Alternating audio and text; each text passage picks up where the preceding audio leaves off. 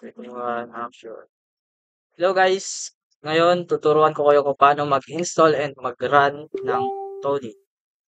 First step is punta kayo sa Chrome and search nyo tony.org. Yan, tony.org. Pagpunta nyo po dito sa website na to, makikita nyo po ang download version. Good for Windows, Mac, and Linux. So sa akin, Windows po yung akin. Nakadepende po kung anong kaya ng inyong laptop or computer dito. Basta sa akin, kayang-kaya yung 64-bit. Ayan. Naka-download na. Nag-download na ako ng ano. Meron na pala ako ng download. Sorry. Ito. Open nyo lang po to. Tapos install for me only recommended. Yan. And next po natin yan lahat. Yes. And next. Create this tab. Nakadepende po kung ayaw nyo lagyan ng iPhone. Hanapin nyo na lang po ng files. Yan. Next. Tapos papakita nyo po yung install. And wait nyo na lang po siya hanggang sa matapos. Medyo matatagalan mga isang minuto ganito.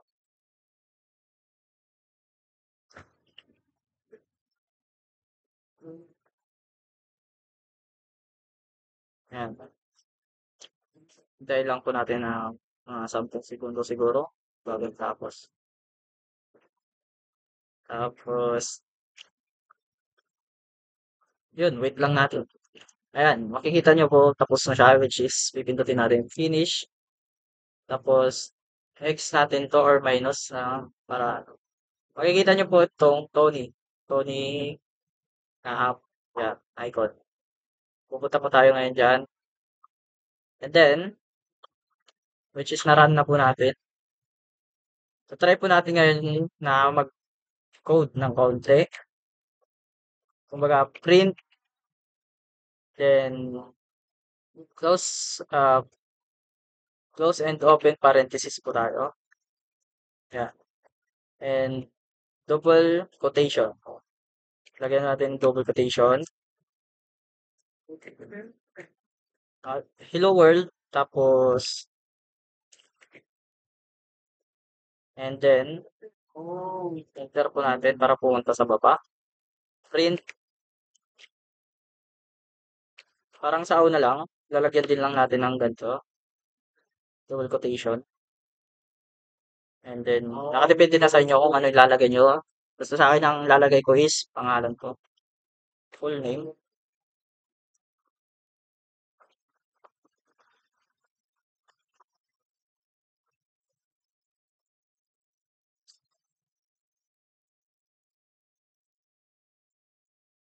Ayan.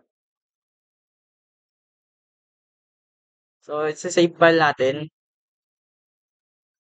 Ay, bago pala i-save, may makikita pala tayo ng ano, lo- local Python dito sa pinakaibaba ng ating Tony. Dapat po naka-local Python siya. Kung wala po, punta tayo sa, wait lang. Punta tayo sa configure interpreter, which is makikita po siya dito. Sa oras na napindot, dito nyo po siya makikita yung local Python 3. Yan.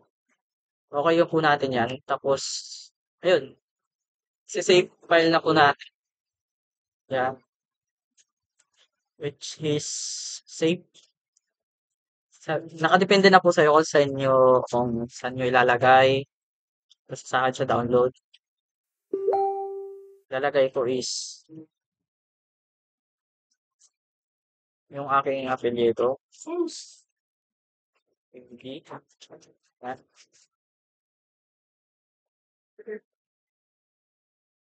Ayan, tapos na. Tapos ita-try na lang po natin kung gumana nga ba ang ating ano, ating code.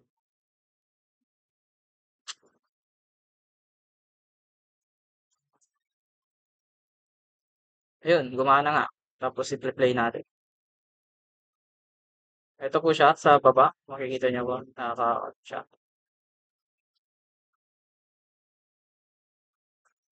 Tapos,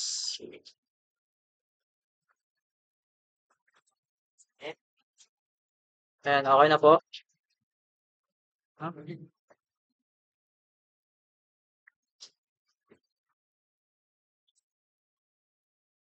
Ayan, okay na po siya. Yun lang po. Sana nag-enjoy kayo sa panunood. Goodbye. And God bless you all.